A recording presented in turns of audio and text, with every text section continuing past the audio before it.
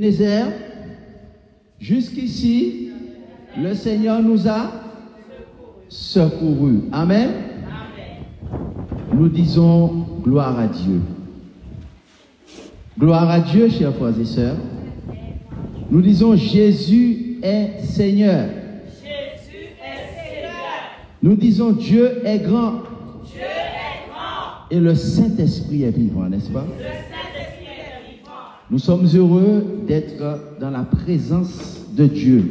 En ce matin, aujourd'hui, en ce jour spécial, et nous voulons entendre ce que le Saint-Esprit a à nous dire, particulièrement en cette période de fin d'année, en cette période des temps de la fin.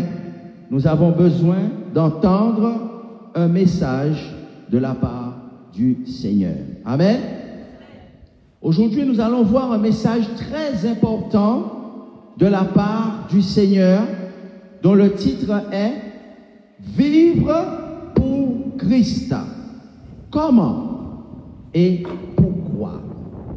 Vivre pour Christ, comment et pour toi? Inclinons la tête pour prier. Notre Dieu, notre Roi, nous reconnaissons que la vie sans toi est fade. C'est pourquoi nous voulons vivre pour toi. Parle-nous, éclaire-nous, instruis-nous aujourd'hui par ton Saint-Esprit au nom de Jésus.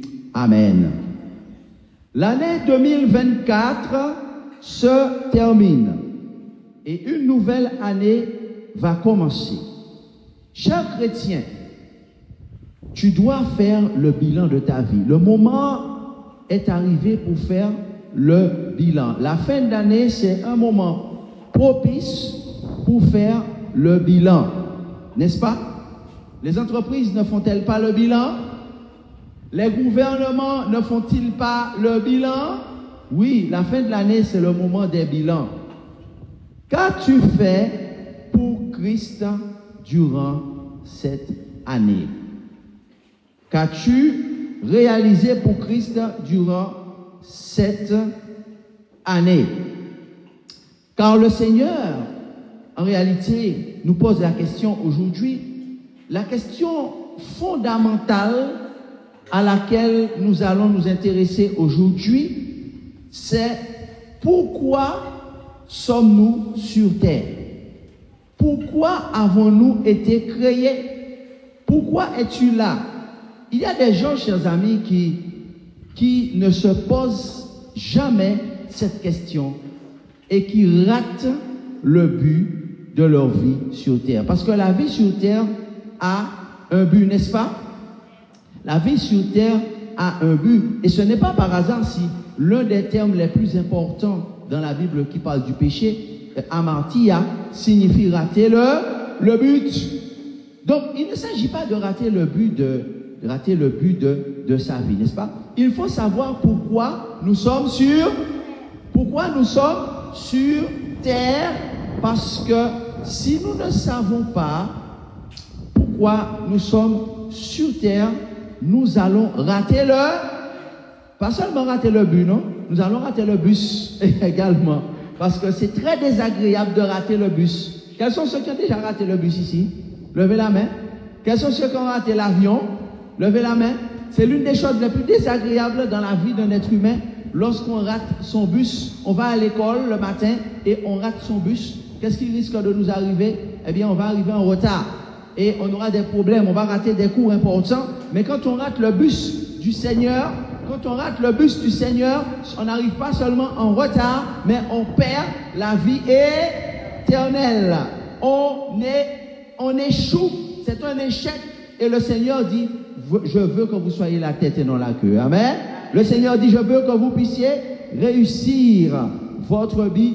Donc, il faut savoir pourquoi Dieu nous a mis sur la terre. Alors, la parole de Dieu est le livre par excellence. Amen. Et la parole de Dieu répond à cette question.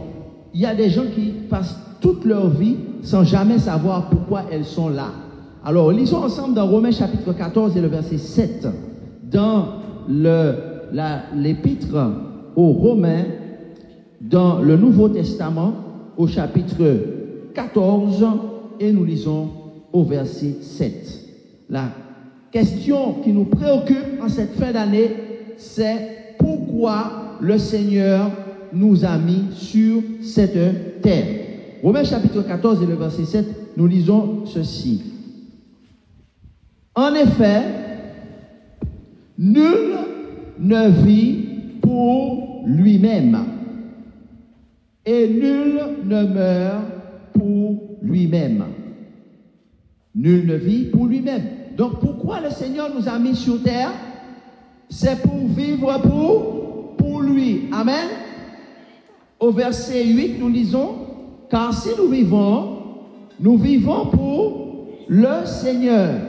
Si nous mourrons pour le Seigneur.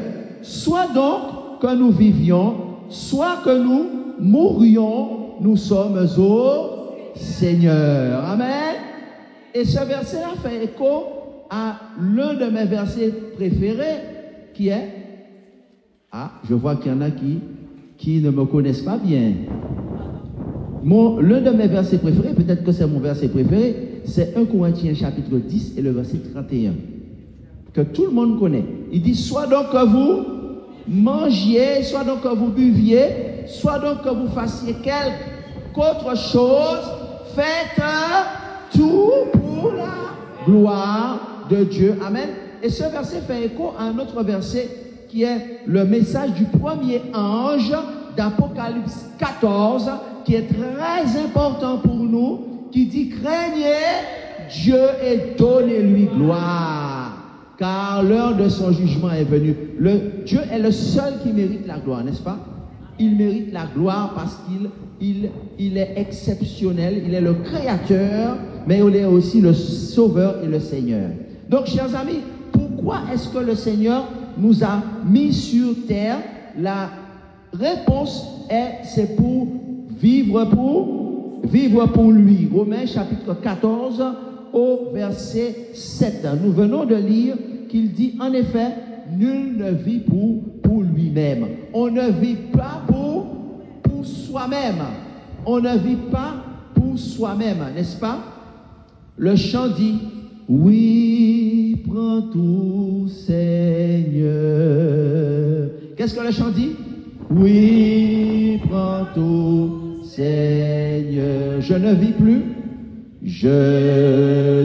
vis plus pour moi-même, mais pour mon Sauveur.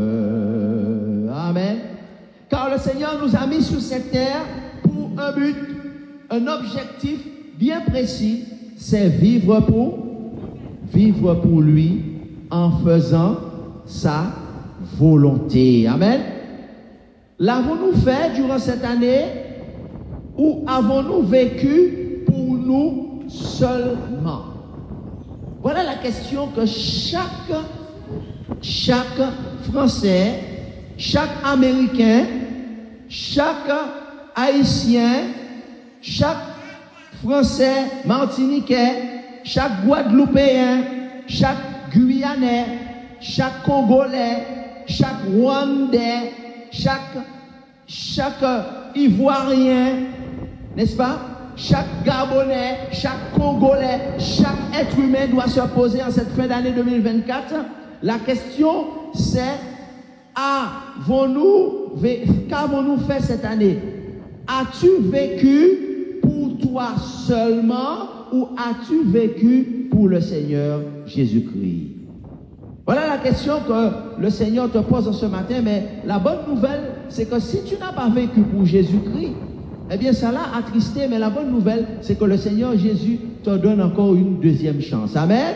Le Seigneur Jésus te donne une nouvelle chance, mais celle-là, il ne faut pas la rater. Une nouvelle année arrive et tu peux encore prendre cette décision. Quelle décision? Quelle décision tu peux prendre en cette nouvelle année? C'est de vivre pour Christ et de faire seulement sa volonté. Alléluia. Parce que c'est le seul chemin Parce que Jésus est le chemin. Disons ensemble, Jésus est le chemin. Jésus est la vérité. Jésus est la vie. Et nul ne vient au Père que par lui. Donc, chers amis, le seul chemin du bonheur, qui est le seul chemin du bonheur? Donc, le seul chemin, c'est de vivre pour Christ et de faire seulement sa volonté. Et nous comprenons pourquoi beaucoup de gens sont malheureux. Nous comprenons pourquoi des gens prennent des anxiolytiques. Nous comprenons pourquoi les gens prennent des antidépresseurs.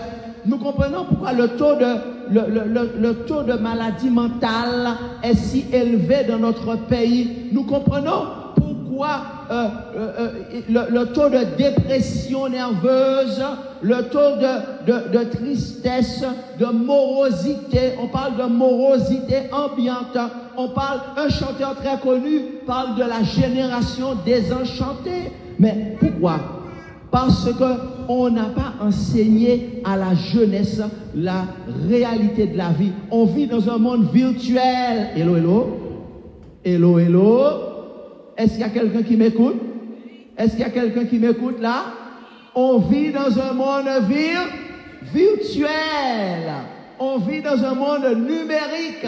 Et on n'enseigne pas aux gens à vivre dans la réalité. Les gens vivent dans un monde mythique. Les gens vivent dans un monde de mensonges. Mais la réalité, c'est que si tu veux être heureux, c'est possible. Si tu veux arrêter les antidépresseurs, c'est possible. Mais c'est seulement Jésus qui peut t'aider, n'est-ce pas? Parce que si tu décides de vivre pour lui, si tu décides de faire sa volonté, alors tu as atteint le but de ta vie. Alléluia. Et il fera de toi parmi les meilleurs êtres humains de cette planète. Alléluia. Alors la question, je sens qui brûle sur vos lèvres. La question qui brûle sur vos lèvres, c'est, mais monsieur le pasteur, c'est bien beau ce que vous dites, ça me fait rêver, j'ai envie de vivre pour Christ, j'ai envie d'être heureuse, j'ai envie d'arrêter les médicaments, les antidépresseurs, les anxiolytiques. J'entends un jeune qui me dit j'ai envie d'arrêter la drogue parce que c'est un paradis artificiel qui détruit ma vie, qui me met en danger, qui détruit mon avenir et qui écrase mon porte-monnaie. Et qui baisse mon estime de soi et qui me fait échouer à l'école. Mais monsieur le pasteur, comment faire pour vivre pour Christ? Parce que c'est bien beau de dire à la jeunesse que le but de ta vie, c'est de vivre pour Christ. D'accord? Le but de ta vie, c'est de faire la volonté de Dieu. Mais est-ce qu'on leur a dit comment faire? Est-ce qu'on nous dit comment faire? Alors, comment faire pour vivre pour Christ tout au long de notre vie? Et c'est là où les théories s'affrontent et s'opposent, mais il y a une douce harmonie dans le sanctuaire. Le chant dit, il y a une douce atmosphère. Viens déposer tes fardeaux au pied de Jésus, n'est-ce pas, dans le sanctuaire. Et parce que Jésus est là. C'est pas ce que dit le chant? La seule manière de vivre pour Christ, c'est d'avoir un modèle. Est-ce que quelqu'un m'écoute? Non, quelqu'un ne m'écoute pas. Est-ce que quelqu'un m'écoute? Chers amis,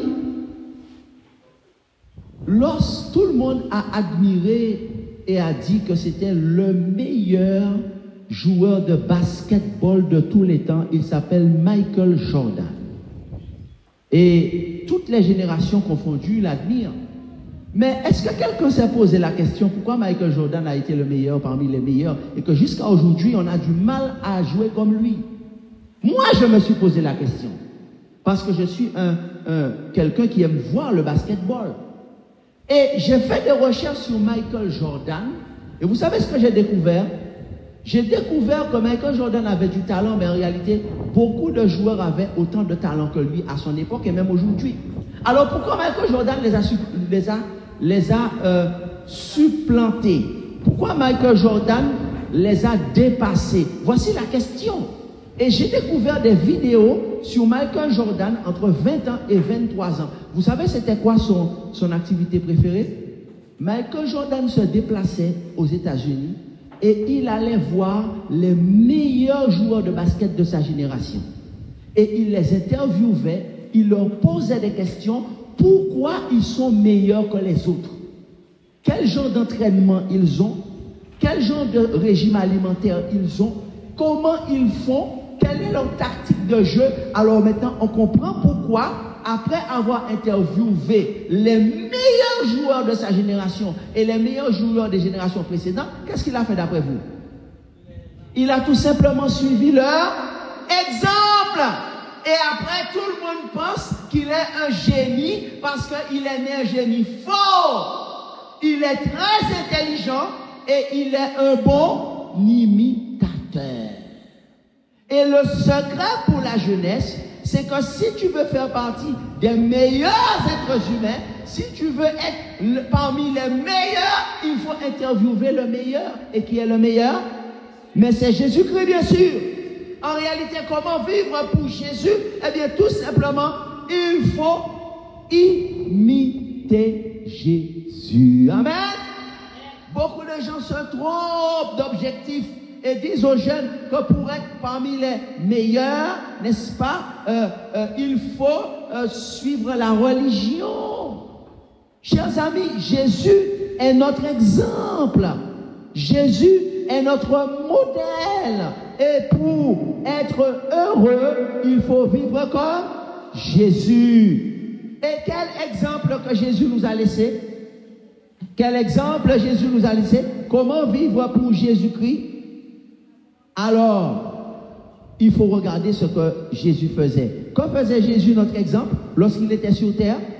Comment vivait-il pour son Père? Prenons l'évangile de Marc au chapitre 1er et au verset 35. Oh, certains disent que Jésus était le meilleur de sa génération. On dit que Jésus était le meilleur des êtres humains parce qu'il était tout simplement Dieu qui s'est fait homme. C'est vrai, mais ce n'est pas la seule raison. En réalité, nous pouvons être aussi bons que lui, il l'a dit. Mais pourquoi?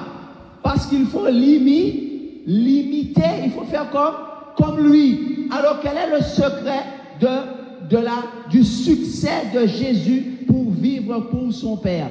Quel est le succès que Jésus, pour que Jésus puisse a été le meilleur d'entre nous? C'était quoi le succès? C'était quoi le secret de Michael Jordan? Jésus est le meilleur. C'est quoi le succès, le secret de Jésus? Voici le secret de Jésus. Lisons. Marc 1, verset 35, nous lisons quoi?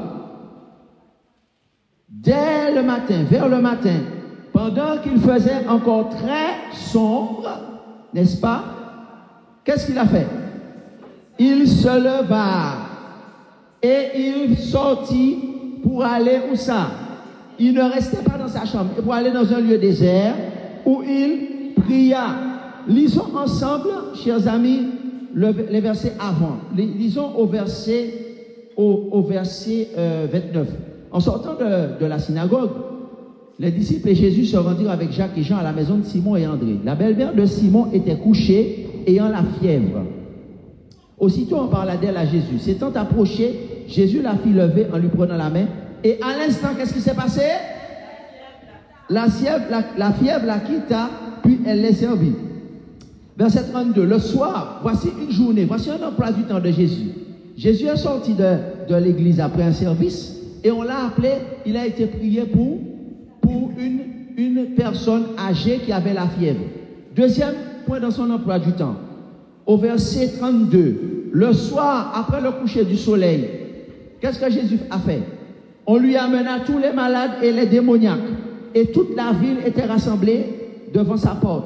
Il guérit beaucoup de gens qui avaient diverses maladies. Il chassa aussi beaucoup de démons et il ne permettait pas aux démons de parler parce qu'il le connaissait.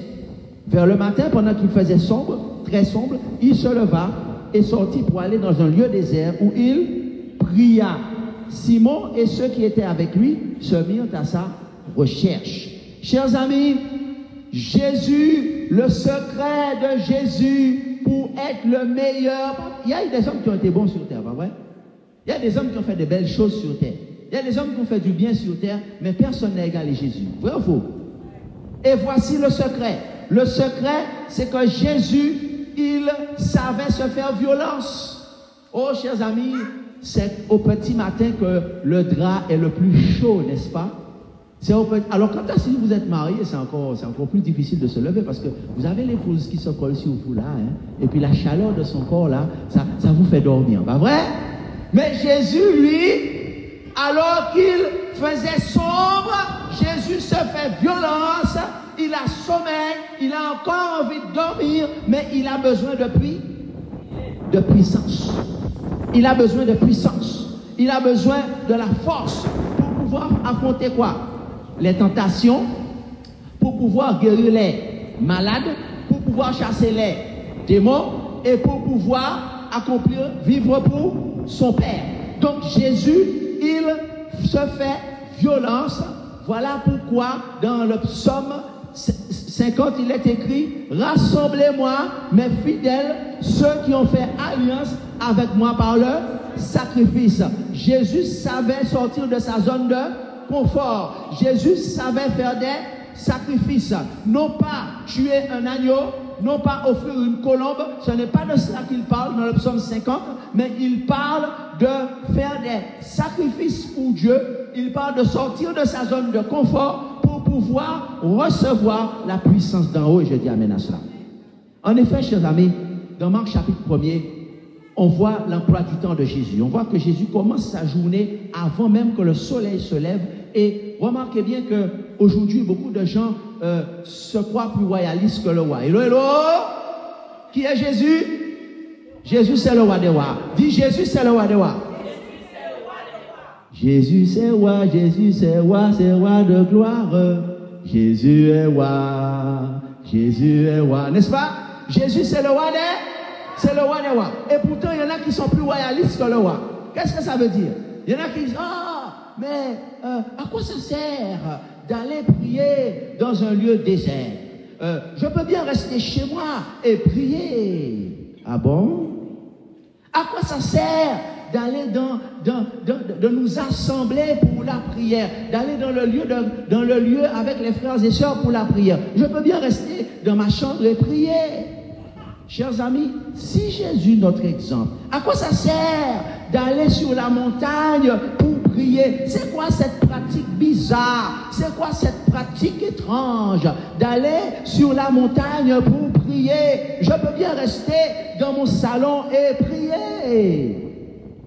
Et pourquoi le roi des rois nous donne l'exemple qu'il allait souvent le matin très tôt dans un lieu désert, et on précise qu'il allait sur la montagne. D'ailleurs, quand la journée était bien avancée, la foule même le rencontrait sur la montagne. D'ailleurs, il a prêché son fameux sermon sur la montagne. Je veux monter sur la montagne, c'est là que l'on rencontre Dieu. C'est pas ce que dit le chant. Alors, on chante le chant, n'est-ce pas? On lit la Bible, mais on dit, c'est quoi cette pratique bizarre que d'aller sur la montagne? C'est quoi cette pratique bizarre que de sortir de chez soi, d'aller dans un lieu isolé pour pouvoir prier? Eh bien, cette pratique bizarre, comme tu dis, c'est cette pratique-là qui a fait de Jésus le meilleur être humain. Je dis Alléluia! C'est cette pratique qui fait que l'on montre qu'on se fait violence. On sort de sa zone de confort. Le confort de son lit où il est bien chaud.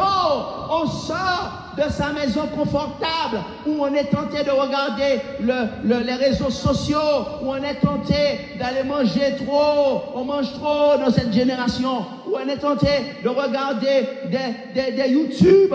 On va dans ce lieu désert quand on le peut pour prier et pour recevoir la puissance. Dis à ton voisin, beaucoup de prière, beaucoup de puissance. Peu de prière, peu de puissance. En réalité, pour vivre pour Christ, il faut faire comme Jésus. Jésus passait du temps avec son Père. Jésus se réveillait à l'aube du matin. Mais pour se réveiller à l'aube, il faut se coucher tôt. C'est ça qu'ils appellent la discipline. Ça veut dire avoir une discipline de vie. n'est-ce pas, celui qui veut vivre pour Christ en 2025, il doit avoir une heure pour se coucher, une heure pour se lever. Aujourd'hui, ce n'est pas la télévision qui doit dicter l'heure où je dois me coucher. Hello, hello. Aujourd'hui, ce n'est pas les réseaux sociaux qui doivent dicter l'heure où je dois me coucher. Hello, hello. Aujourd'hui, ce n'est pas les feuilletons qui doivent dicter l'heure où je dois me coucher, l'heure où tu dois te coucher. Nous devons avoir une heure précise pour nous coucher, où nous pouvons nous réveiller à l'aube, avant l'aube, pour passer du temps comme Jésus avec son Père. Ainsi, Jésus passait du temps avec son Père à l'aube du matin, dans la prière et dans la méditation. Pour vivre pour Christ, il faut crucifier le moi. Qu'est-ce qu'il faut faire pour vivre pour Christ? Il faut crucifier le moi qui nous pousse à dormir et à rester au lit au lieu de passer du temps dans la prière et dans la méditation avec Christ. Amen. Réveille-toi dès l'aube du matin. Prends ton cantique et chante. Prends ta Bible, médite et demande au Saint-Esprit de te remplir de sa présence. Amen. Réveille-toi, lève. Comment on dit ça? On dit faut nous lever. Ça c'est le titre d'un chant, n'est-ce pas? Eh bien, dans un autre cantique, dans un autre créole, qu'est-ce qu'on va dire? Levez campé. Alléluia.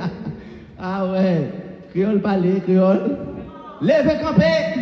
Et chez moi, on va dire doubout femme, doubout garçon. Levez, assez dormi, ou qu'a dormi trop. Levez, réveille-toi.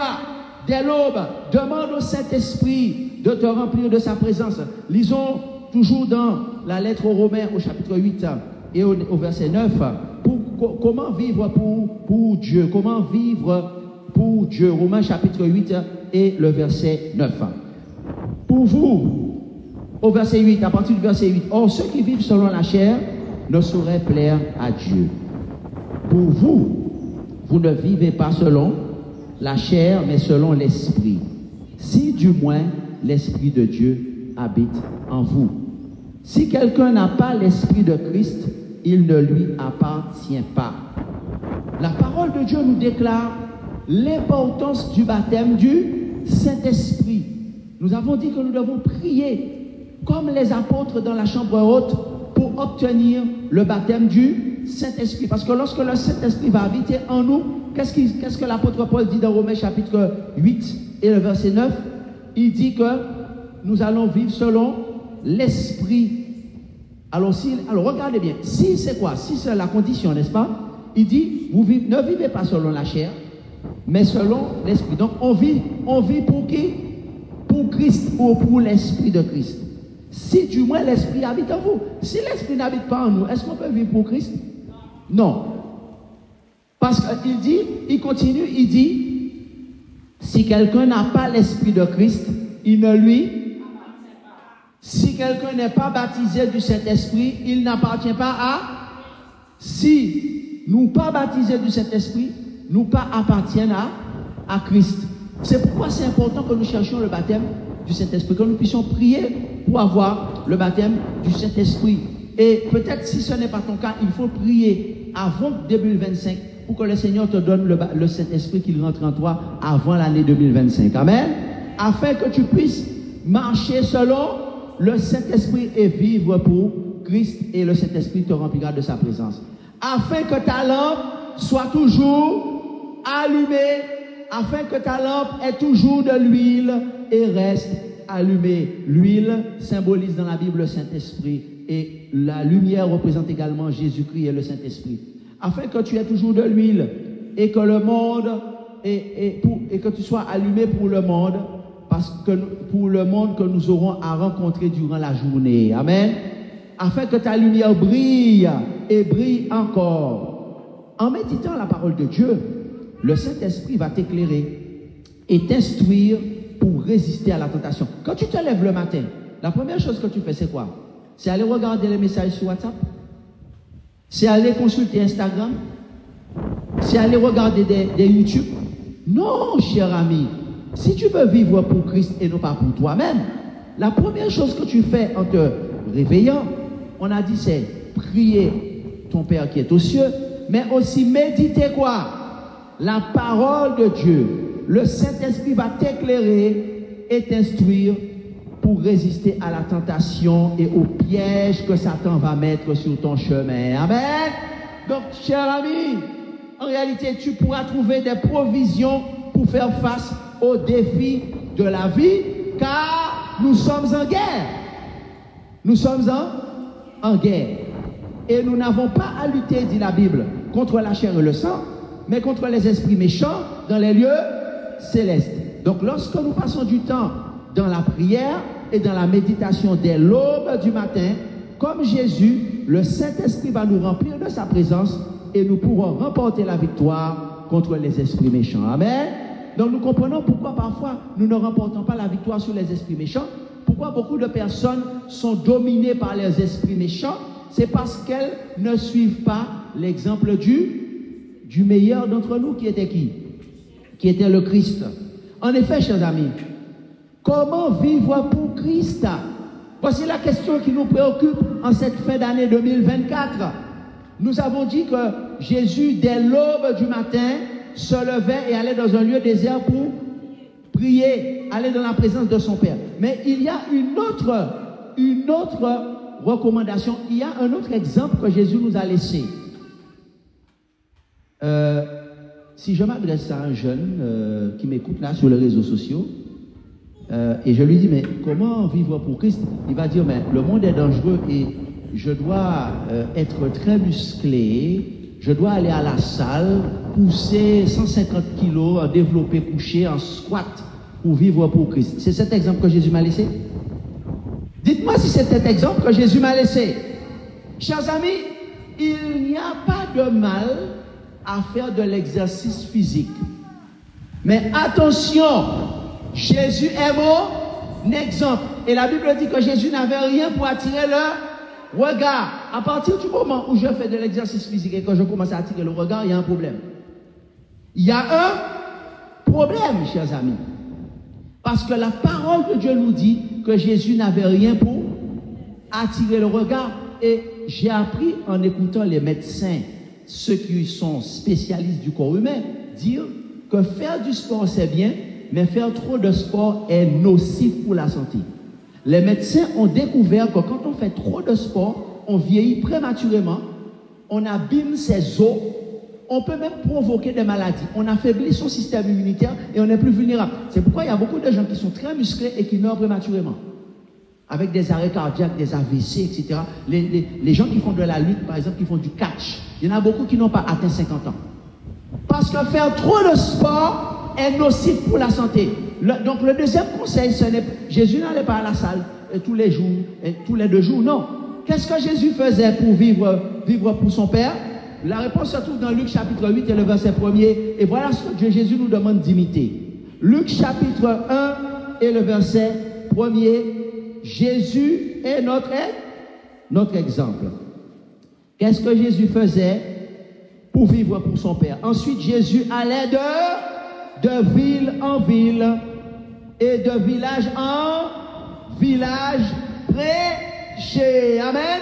Chers amis, si tu veux faire du sport, eh bien, tu peux aller à la salle une fois de temps en temps, mais ce n'est pas le plus important. Si tu marches beaucoup et que tu vas prêcher, tu vas avoir véritablement du cardio. Amen. Alléluia. Je n'ai jamais vu quelqu'un qui marche partout prêcher et être obèse. Hello, hello, hello, hello. Est-ce que quelqu'un m'écoute? Je n'ai jamais vu quelqu'un marcher sans arrêt sous le soleil en train de prêcher et avoir un problème de surpoids, un problème de tous ces problèmes des gens qui sont inactifs. Parce que quand tu marches, quand tu vas prêcher, quand tu fais de l'exercice, le meilleur exercice c'est la marche. Alléluia. Ce n'est pas moi qui le dis, ce sont les médecins. Jésus marchait de ville en ville et vous allez me dire, oh là là, pasteur, il faut vivre avec son temps, aujourd'hui à la voiture. Sauf que de temps en temps, il faut mettre la voiture de côté parce que à cause de la voiture, je n'arrive plus à rentrer dans ma robe, me disent certaines sœurs, certaines amies.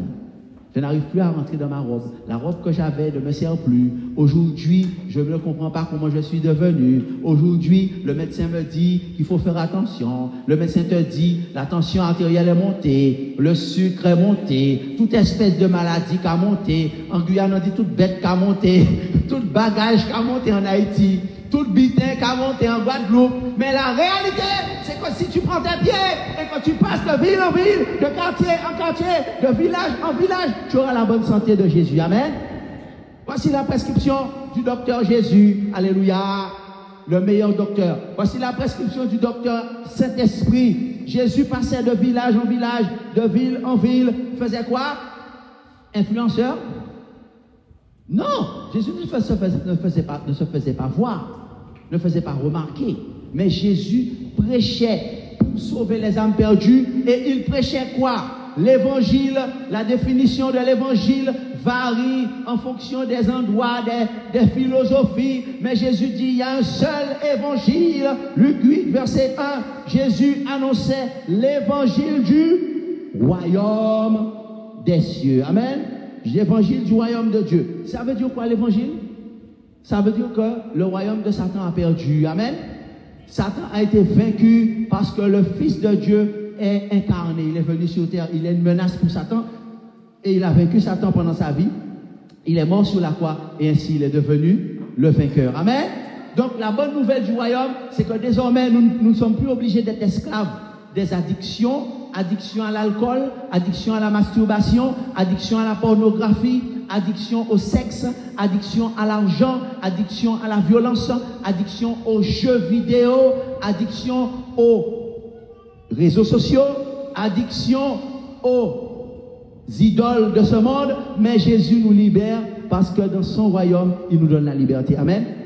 Ah, quand les gens ont des addictions, eh bien, on fait toute espèce de thérapie, on n'arrive pas. Parce qu'en réalité, la bonne nouvelle qu'ils n'ont pas entendue ou qu'ils doivent entendre, c'est que Jésus est celui qui les libère s'ils rentrent dans son royaume. Amen. Donc Jésus passait de ville en ville, de village en village. Et voilà la deuxième prescription de Docteur Saint-Esprit. Docteur Saint-Esprit te donne une ordonnance en cette fin d'année 2024. Réveille-toi à l'aube ou avant l'aube et va dans un lieu pour prier, pour pouvoir méditer. Deuxième prescription, deuxième médicament, tu ne fais pas assez de sport. Mais le sport que tu dois faire, ce n'est pas simplement shooter dans une balle ou jouer avec à la baballe ou aller soulever des poids qui sont 4 fois plus lourds que ton corps. Mais le sport que tu dois faire, c'est le meilleur sport, c'est la marche. Marcher de quartier en quartier, de village en village et dire aux gens, Jésus te libère de tes addictions. Alléluia. Jésus te libère de tes démons. Jésus te libère de tes maladies. Jésus te guérit de tes maladies. Tu pries et la personne est guérie. Alléluia. En réalité, chers amis, Jésus leur montrait comment faire. Et voilà la deuxième prescription que nous devons suivre. Et Jésus passait de village en village témoigner, prêcher. Chers chrétiens, nous ne sommes pas venus sur cette terre pour être en vacances. Hello, hello? Il y a quelqu'un qui m'écoute? Nous ne sommes pas venus sur cette terre pour être en vacances. Parce que Dieu va nous demander des comptes du talent qu'il avait placé en nous après notre baptême au dernier jour. Qu'est-ce que le Saint-Esprit te dit aujourd'hui?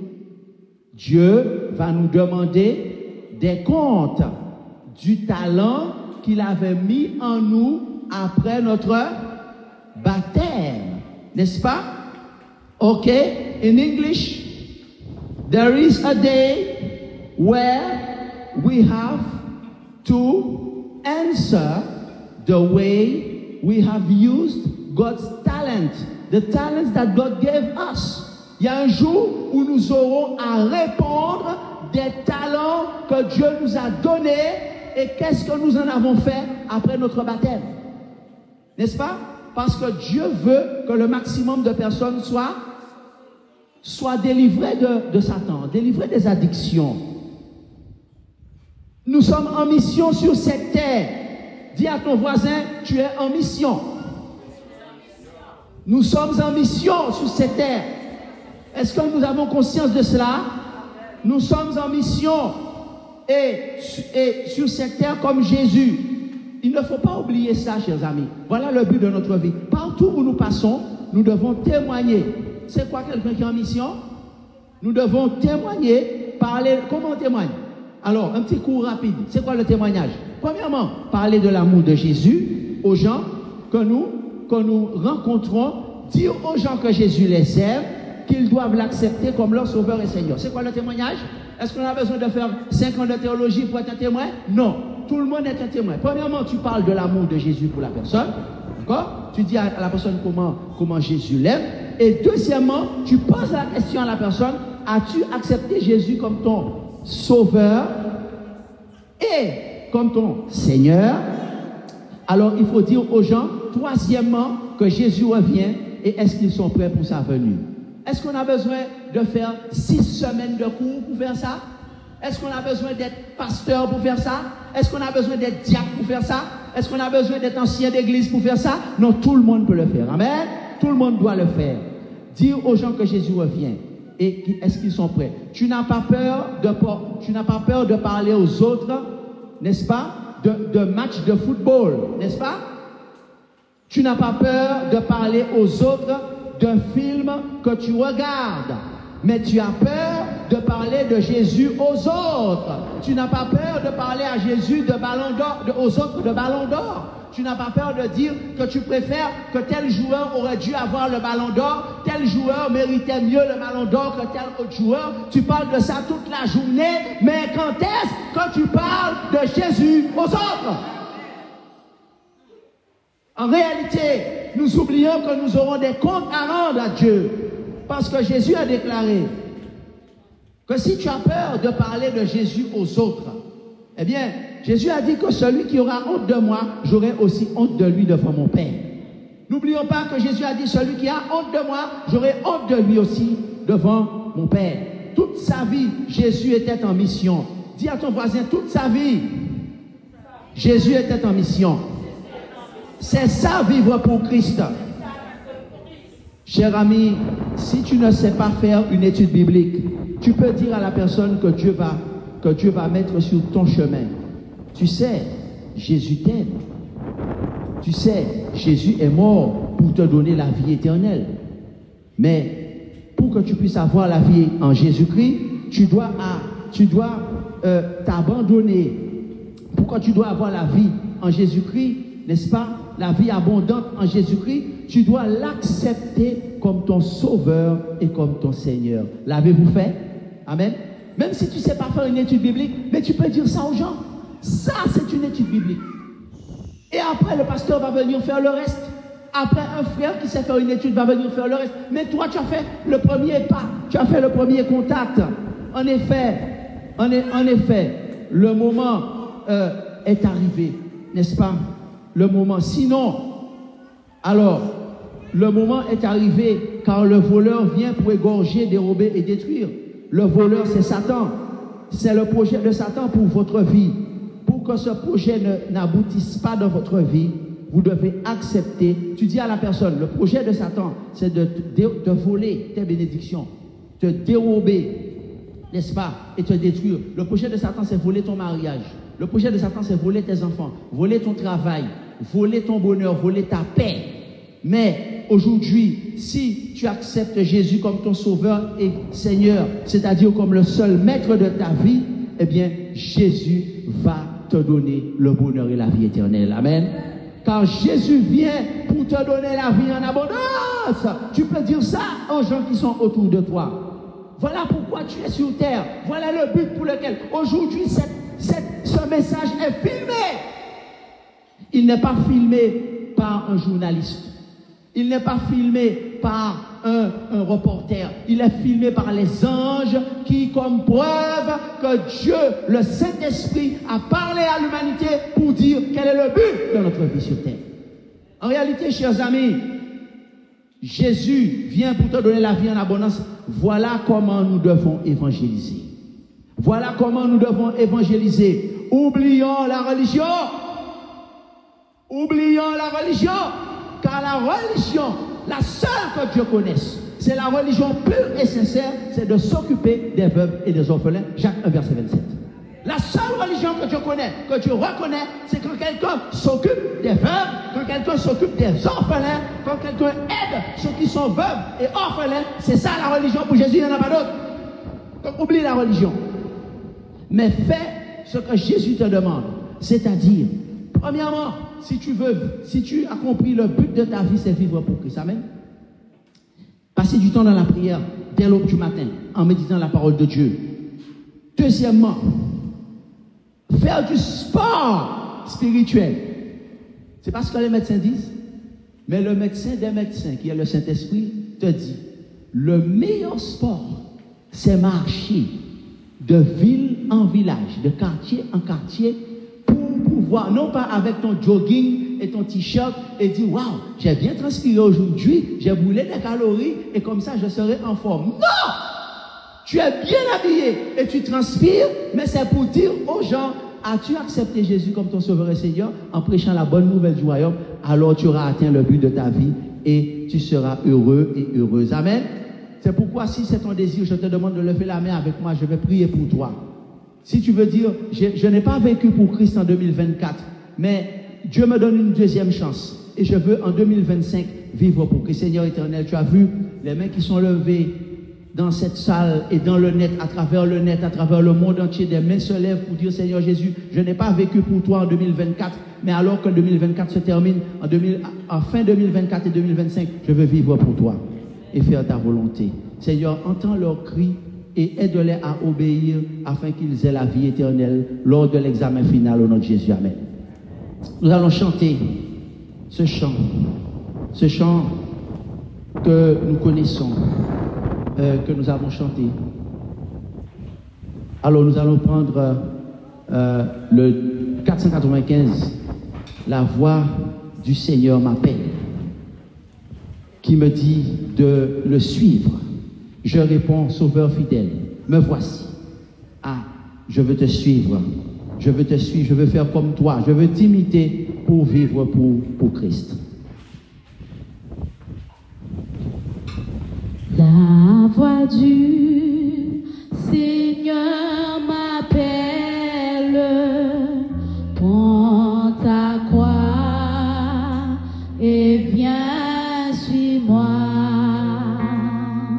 Je réponds, Sauveur fidèle, me voici. Je suis à toi jusqu'au bout, jusqu'au bout.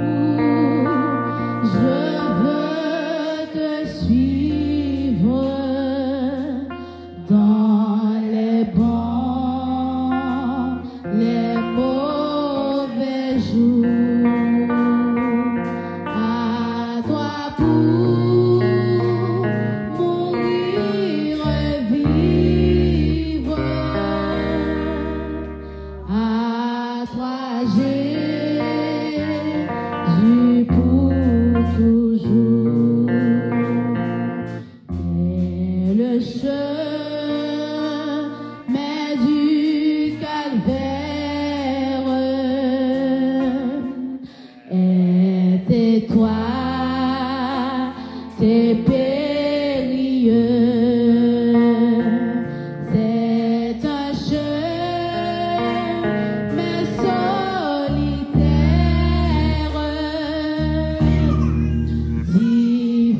difficile et ténébreux.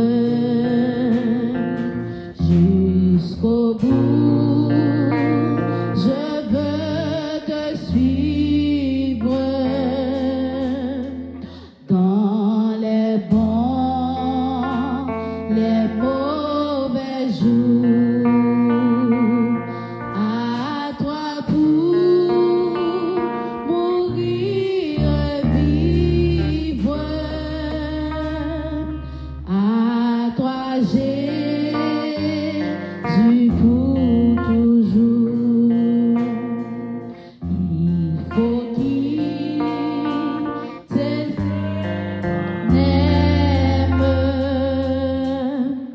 savoir être ma